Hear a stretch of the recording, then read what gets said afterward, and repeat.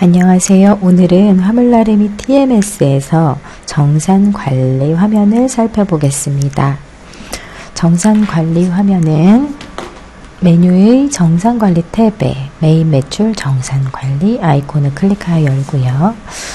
상단에는 이렇게 검색 영역이 있고요. 아래에는 목록, 그리고 하단에는 목록에서 선택한 항목의 세부 내역이 표시됩니다. 한번 검색을 해보겠습니다. 저널로 검색해 보겠습니다. 이렇게 매입이나 매출들이 여기에 표시되고요. 표시된 내용들은 운송거래 마감관리 화면에서 마감이라는 단계를 거친 데이터들입니다. 보시면 몇 건을 묶어서 마감하였다. 이렇게 표시되고요. 더블 클릭해서 보시면 아래에 세부 내역이 표시됩니다.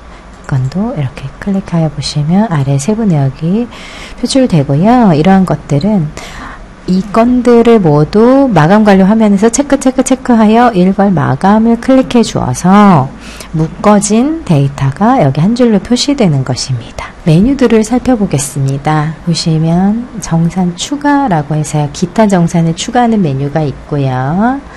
만약에 마감이 잘못되어서 이 마감을 원래대로 되돌리고 싶은 경우엔 정산 삭제 버튼을 클릭하실 수 있고요. 여기 송금용 엑셀 저장은 이제 은행의 인터넷 뱅킹을 위한 업로드 데이터를 엑셀로 다운받는 아이콘입니다.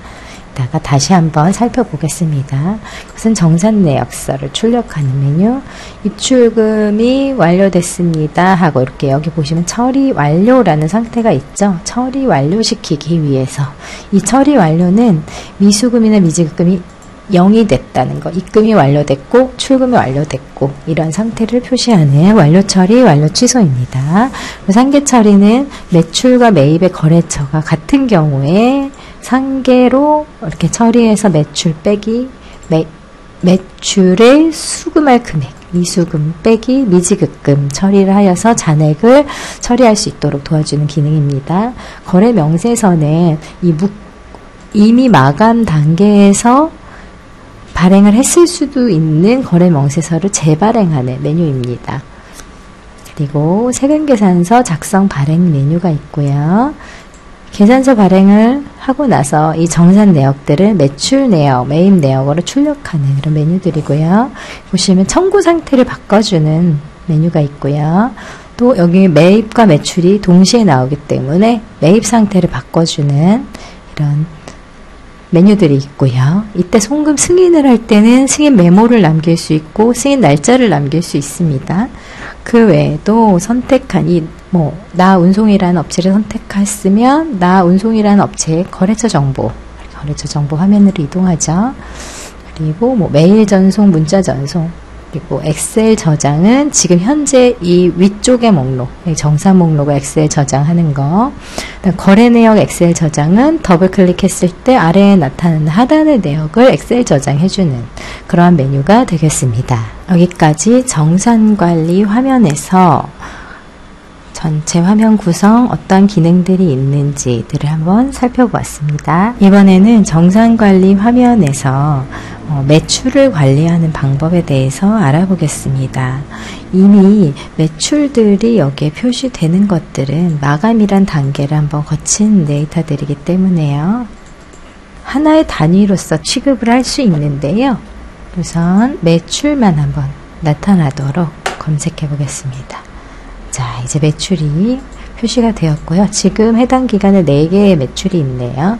자, 그럼 이 매출들에 대해서 먼저 선택 추가를 해서 전체를 선택하고 정산 내역서를 한번 뽑아볼까요? 이러한 정산 내역서 보시면 아직도 미수금이다. 그리고 요 한 건은 입금이 되었다. 이렇게 표시되는 내용들을 확인하실 수 있습니다. 자, 그 다음에는 거래 명세서를 또 재발행 한번 해볼까요? 이 해당 건에 대해서 요 청구란 업체의 세금계산서, 거래 명세서를 한번 재발행해 보겠습니다. 이미 마감했으니까 체크할 필요는 없죠. 여러 가지 양식이 있겠지만 저는 그냥 기본 내륙 운송 양식을 한번 출력해 보겠습니다. 자, 이렇게 출력이 되고요. 이것은 이미 발행한 내용을 다시 한번 오늘 출력하는 것으로 사용하실 수 있겠습니다. 자, 그 다음은 세금계산서입니다. 자, 이 건에 대해서 이 컬럼들을 쭉 보시면 계산서 번호라는 란이 있는데요. 이것은 세금계산서가 아직 발행되지 않았기 때문에 공란인 상태로 남아 있습니다. 자, 그러면 이 두 번째 건을 한번 더블 클릭해서요. 세금계산서 한번 발행해 보겠습니다. 세금계산서 작성 발행, 이렇게 해서 발행하시겠습니까? 라고 물어보는데요. 예 하면 이렇게 팝업이 생기고요. 사업자 정보가 없는 경우에는 이렇게 선택을 하거나 입력해 주셔야겠죠. 저는 일단은 업체를 하나 선택해서 저장해 보겠습니다. 여기 작성일자에는 마감할 때 입력한 마감일자가 나타나고요. 저장 이렇게 하시고 나면 이렇게 세금 계산서 번호가 생겨나게 됩니다. 그래서 내가 이것을 다 발행했다 하면 계산서 내역을 출력하실 수 있습니다. 한번 출력해 볼까요? 자, 이렇게 보시면 작성일자가 있는 항목이 있고 없는 항목이 있고요. 부서별로 집계가 되도록 이렇게 문서 형식이 되어 있는데요. 이 작성일자가 공란이라는 것은 아직 세금 계산서를 발행하지 않았다는 의미가 되겠습니다. 지금 이 건에 대해서는 세금이 없기 때문에 부가세가 붙지 않았기 때문에 세금 계산서를 발행하지 않은 것입니다. 자, 이렇게 세금 계산서를 발행했다. 그런 경우에 이 건들은 청구를 했다는 거죠. 청구를 한 상태이기 때문에 이제 이렇게 청구 완료 상태로 상태를 변경해 줄 수가 있습니다. 자, 이렇게 변경해서 보시면요.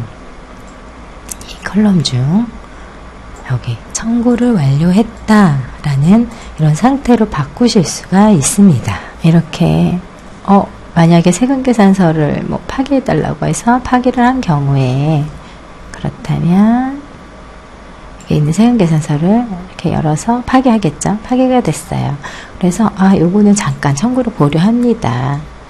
이렇게 청구 상태나 아니면 청구 예정 상태로 변경을 해 놓으시면 되시겠죠. 자, 이렇게 해서 그 청구 상태를 관리하는 것은 각 부서 간의 업무자 간의 그 내용들을 보다 효율적으로 공유할 수 있게끔 도와주는 그런 기능이 되겠습니다. 그러면 다음으로 이 건들에 대해서 수금이 되었을 경우를 한번 처리해 보겠습니다. 이나 회사라는 업체 그리고 이나 청구라는 업체에 청구한 이 내용들이 입금이 됐습니다. 그래서 입금 처리를 한번 해보겠습니다. 여기 입출금 완료 처리를 클릭하시면 되는데요. 어느 은행으로 들어왔느냐? 국민은행으로 들어왔습니다. 이렇게 하고 언제 들어왔느냐? 네, 어제 들어왔더라고요. 이렇게 입력하시고 필요한 비고사항이 있으시다면 여기에 입력을 하셔서 저장하시면 되겠습니다. 저는 저장 버튼 그냥 클릭해 보겠습니다.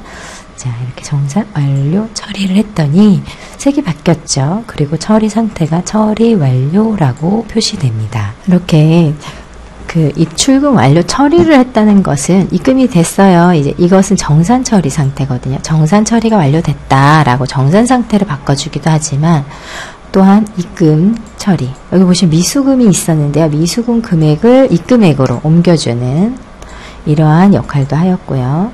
또 이 입출금 관리 화면에 가서 보시면 이렇게 두 건이 어제 날짜로 입금됐습니다. 라고 입금 내역까지도 생성을 해줍니다. 그런데 업무를 하다 보면 이 완료 처리라는 것을 이렇게 체크한 항목에 대해서 한꺼번에 일괄로 처리하기 때문에 실수가 있을 수도 있고 또 업무자가 착각하여서 다른 내역을 잘못 처리했을 수도 있겠죠. 이런 경우에 이 건에 대해서 내가 취소하겠다라면 체크하시고 입출금 완료 취소를 클릭하시면 되겠습니다. 확인 메시지에 예를 하시면 보시면 입금액이 다시 미수금으로 돌아가고요. 처리 상태는 다시 미처리로 돌아왔고 색도 원래대로 돌아왔죠. 이렇게 해서 입출금 완료 처리를 하실 수도 있고 완료 취소를 하실 수도 있습니다. 이렇게 해서 매출에 대해서 거래명세서 발행하고 세금 계산서도 발생시킨 다음에 이렇게 입금 처리나 입금 처리를 취소하는 그리고 청구 상태를 청구 완료 상태로 바꿔주고 정산 내역서나 계산서 내역을 출력하는 이런 여러 가지 기능에 대해서 한번 알아보았습니다. 이번에는 화물나름이 TMS에서 매입을 관리하는 방법에 대해서 한번 알아보겠습니다. 이번 화면은 똑같이 정산관리 화면이고요. 이 정산관리 탭에 그 매일 매출 정산관리 화면을 클릭한 경우에 열리는 화면입니다. 화면 설명은 이미 한번 드린 바 있는데요. 검색으로 이루어져 있고 목록이 있고 클릭했을 경우 이 목록에 세 항목들이 표시되는 방식으로 되어 있고요. 한 화면에서 매출과 매입을 동시에 처리하기 때문에 이제 어떻게 검색해서 보느냐에 따라 업무의 편의가 달라지게 됩니다.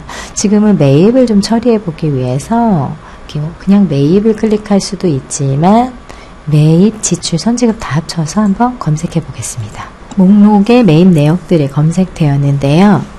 이 매입들은 이렇게 더블 클릭하면 아래 세부 내역이 표시되기도 하고요. 또 이렇게 처리 상태, 처리 완료라고 나온 것은 이미 돈을 지급했다는 이제 의미를 보다 편하게 빨리 보실 수 있도록 색칠을 해 준 것입니다. 그러면 이제 매입 업무 처리 과정을 한번 살펴보겠습니다. 보통 마감이 돼서 넘어오고요. 이 화면으로 그 매입 내역을 보내는 경우는 두 가지 방법이 있는데요. 첫 번째는 마감 관리 화면에서 매입을 마감해서 회사를 넣고 매입 마감을 해서 이 정산관리 화면으로 이제 묶어서 보내주는 경우가 있고요. 또 하나의 방법은 지난 동영상에서도 확인하실 수 있는데요. 이렇게 매입 접수 화면에서 인수증과 함께 매입을 접수하고 일괄 마감하여서 보내주는 이런 방법이 있겠습니다. 이런 경우에 이 정산관리 화면에 매입 내역들이 쌓이게 되는 것이죠. 자, 그러면 한번 메뉴를 살펴보겠습니다.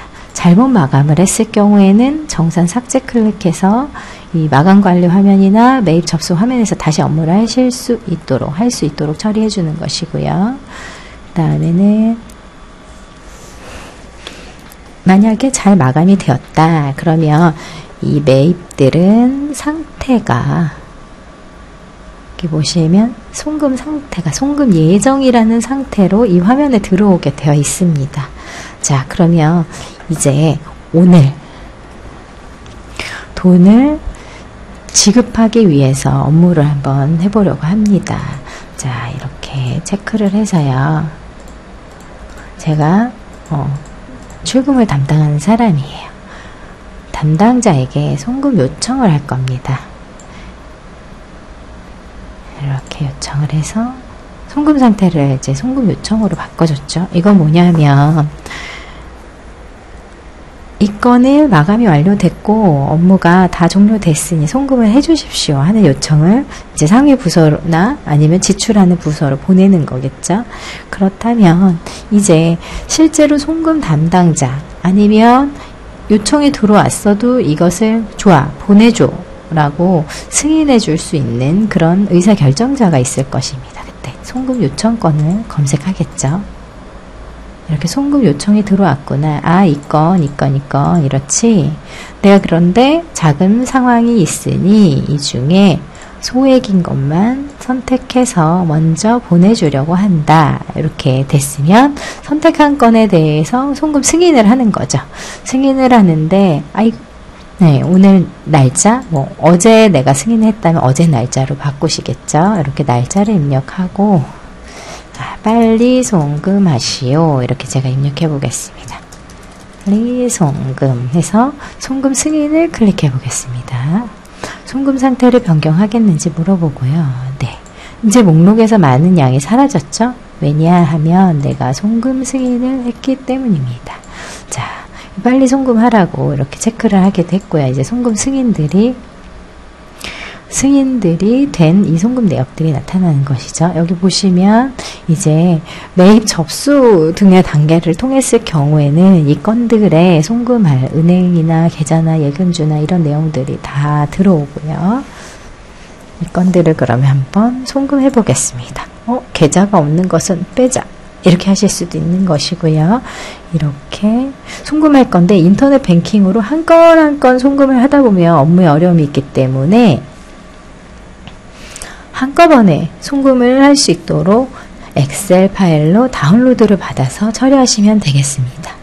일단은 은행마다 어느 정도의 공통적인 양식이 있어서요. 그것을 다운받아서 내가 뭐 컬럼 순서를 바꾼다던가 이렇게 하실 수 있고요. 그럴 때는 이 송금용 엑셀 중 범용을 다운받으시면 되겠습니다.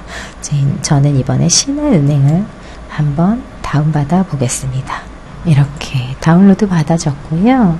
여기 보시면 이제 송금해야 될 그런 금액들, 그리고 누구에게 보낼지, 어느 계좌로 입금할지, 은행 코드는 어떠한지 이렇게 다운로드가 되고요. 이러한 양식을 그대로 업로드하여서 송금을 수행할 수가 있습니다. 이렇게 되면 대량의 업무 처리가 좀 더 편리해질 수 있겠지요. 그 외에도 이제 고정차 같은 경우에는 많은 양의 데이터를 마감해서 한꺼번에 이렇게 지급할 수도 있겠는데, 그런 경우에는 거래 명세서를 발행하실 수도 있고요. 매입용으로 발행하실 수도 있고요. 그 다음에는 차량들의 세금계산서가 종이 세금계산서이기 때문에 왜 이렇게 발행해서 여기다 등록을 해 놓을 수도 있습니다. 그럴 경우에는 세금계산서 작성 발행을 선택하실 수도 있고요. 물론 그러한 경우라면 여기에 계산서 번호가 있겠죠. 그럼 한번 매출과 동일하게 계산서 내역을 한번 이렇게 출력해 볼까요? 여기서는 매입 계산서 내역을 선택하셔야 되고요. 보시면 지난 동영상에서도 설명드린 바 있는데, 작성 일자가 없다는 건 세금계산서 데이터를 등록해 놓지 않은 것이고, 날짜가 있는 것들은 세금계산서 데이터를 등록해 놓은 것입니다. 이렇게 계산서 내역을 출력하실 수도 있고요. 다음에 필요한 경우에는 매입 지급 정산 내역서를 이렇게 출력하여서 사용하실 수도 있습니다. 자, 그러면 아까 송금용 엑셀을 다운받아서 일괄 송금을 이렇게 도움을 받을 수 있다, 이렇게 말씀드렸는데요. 자, 그럼 정산이 다 처리됐어요. 실제로 송금이 완료됐습니다. 그러면 이제 송금 처리를 한번 해볼까요? 자, 먼저 체크를 다 하신 다음에 입출금 완료 처리를 하시는 겁니다. 그럼 한꺼번에 일괄 처리를 할 수 있는 이 팝업이 생기고요. 날짜는 지금 보냈으니까 오늘 날짜로 하겠습니다. 자, 어디로 보냈을까? 운송비 출금 장부에서 나갔습니다 라고 이렇게 표시하고, 비고사항 있으시면 입력하시면 되고요. 자, 저장해 보겠습니다. 저장하면 완료 처리가 수행됩니다. 보시면 모든 처리 상태가 이제 처리 완료됐고요. 아까 말씀드린 것처럼 이거는 정산 처리 완료 라는 의미라고 말씀드렸죠. 그래서 출금이 완료됐으면 입출금 장부에서 이렇게 출금 장부에 보시면 다 한 건 한 건 출금됐다는 것을 확인하실 수가 있습니다. 그럼 출금 처리를 잘못했어요. 이 기사한테는 계좌가 없어서 사실 돈을 주지 못했는데 잘못 체크가 됐네요. 이런 경우에 완료 취소를 누르시고 취소 처리를 이렇게 하시면 다시 미처리로 돌아오고, 다시 계좌를 입력해서 송금을 할 수 있도록 이렇게 미지급금이 이제 되살아난 것을 확인하실 수 있습니다. 이렇게 정산관리 화면에서 오늘은 매입 거래를 처리해보는 방법에 대해서 해보았습니다. 감사합니다.